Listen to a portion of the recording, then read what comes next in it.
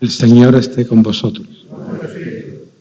Lectura del Santo Evangelio según San Juan.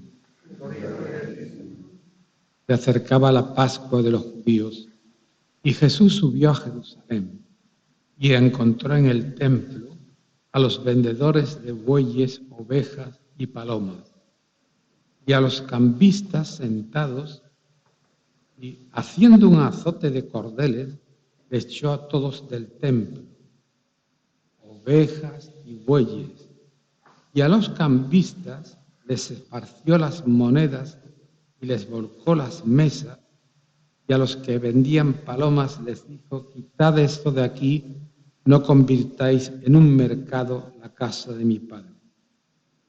Los discípulos se acordaron de lo que está escrito: el celo de tu casa me devora. Entonces intervinieron los judíos y le preguntaron: ¿qué signos nos muestra para actuar así? Jesús contestó: destruid este templo y en 3 días lo levantaré. Los judíos replicaron: 46 años ha costado construir este templo, ¿y tú lo vas a levantar en 3 días?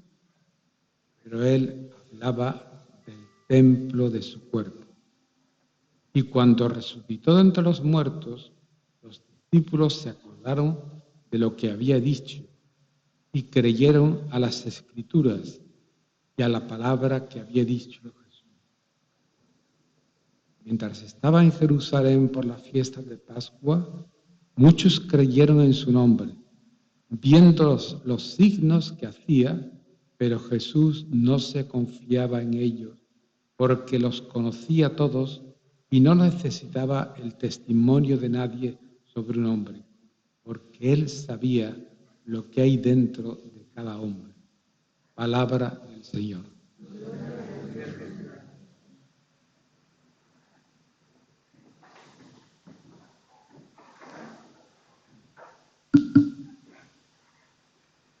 Haciendo un azote de cordeles, los echó a todos del templo. Es un gesto profundamente liberador el de Jesús en Jerusalén, en el templo de Jerusalén. Jesús no tolera que se profane el templo, ni que se manipule a Dios. El templo era una institución incontestable para los judíos.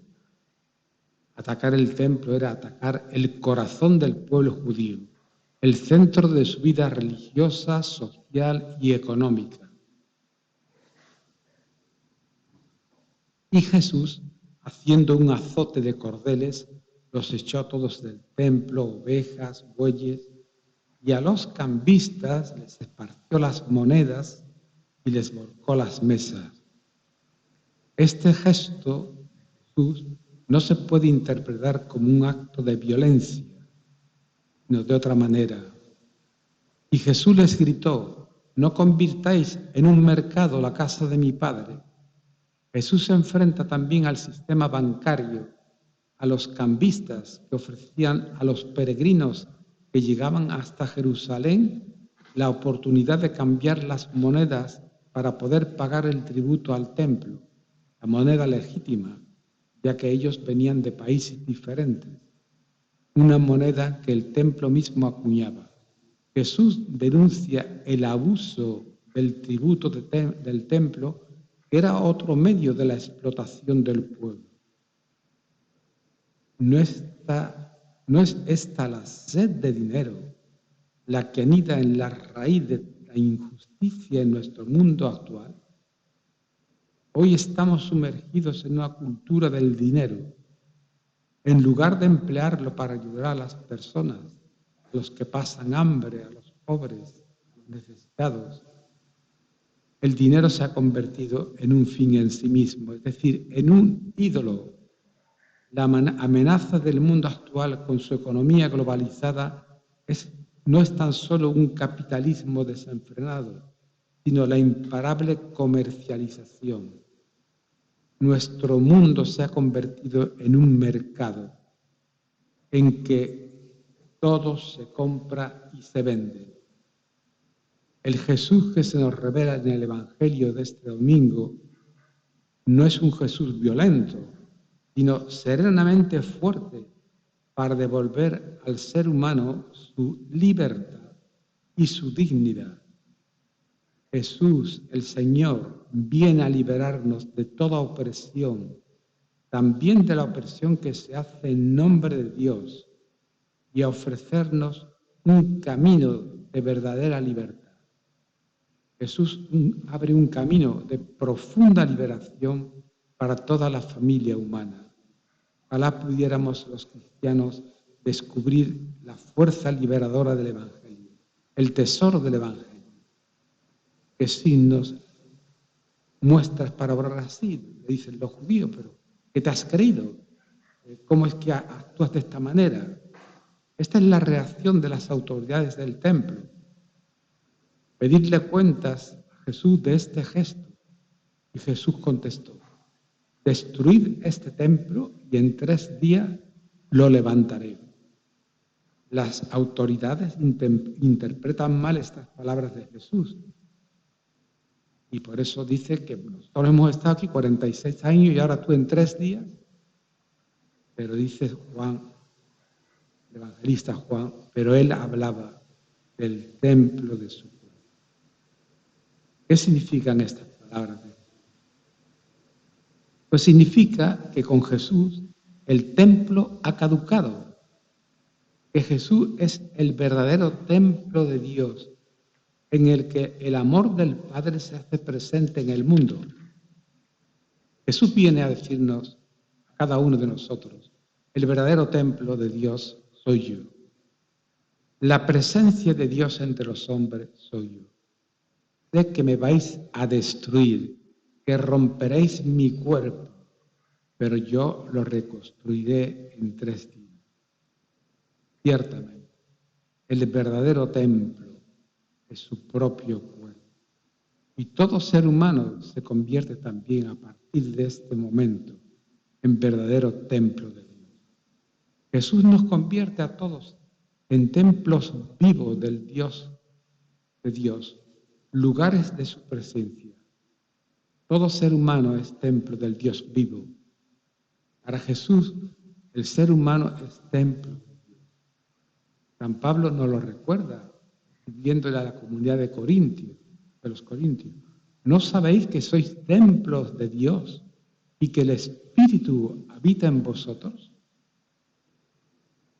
Así que el verdadero lugar del encuentro con Dios no será un templo o una catedral. El lugar del encuentro del hombre con Dios será el mismo hombre.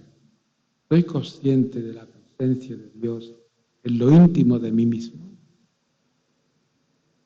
¿No tendríamos que convertir nuestras comunidades en un espacio de encuentro fraternal a donde nadie se les cierran las puertas y donde nadie se sienta excluido? Hoy sabemos que Dios sigue siendo profanado en sus templos vivos. Hay templos de Dios profanados por leyes injustas, por el terrorismo y las guerras actuales, por los actos de opresión, por la crueldad. ¿Cuántas profanaciones de los templos de Dios en los países empobrecidos, pero también en los países occidentales? ¿Cuántas profanaciones de los templos de Dios en tantos marginados y excluidos de nuestra sociedad? Actualmente, ¿cuántas profanaciones también en esos cristianos asesinados cruelmente por personas enloquecidas, incluso en nombre de la religión? Con este gesto audaz y provocativo de Jesús en el templo de Jerusalén, Jesús aparece como un innovador radical de toda religión. Jesús no ha venido a crear una nueva religión. Ya había muchas religiones y existen en el mundo muchas religiones, sino Jesús ha venido a abrirnos un camino de amor y de comunión para todo ser humano. Jesús proclama que el nuevo templo de Dios y la gloria de Dios está en nosotros, en el ser humano, en el hombre. Por eso San Irineo de Lyon, en los primeros siglos del cristianismo, decía: la gloria de Dios es que el hombre viva. Pero también hay que decir que la gloria de Dios es que el pobre viva. Reconozco en el pobre la presencia de Cristo. En este domingo tercero de la Cuaresma podemos dirigirnos al Señor resucitado presente en medio de nosotros en esta asamblea para decirle: Señor Jesús, hoy te contemplamos lleno de pasión, expulsando a los mercadores del templo. Concédenos descubrir que tú eres el único templo y que todos los seres humanos son lugares de tu presencia.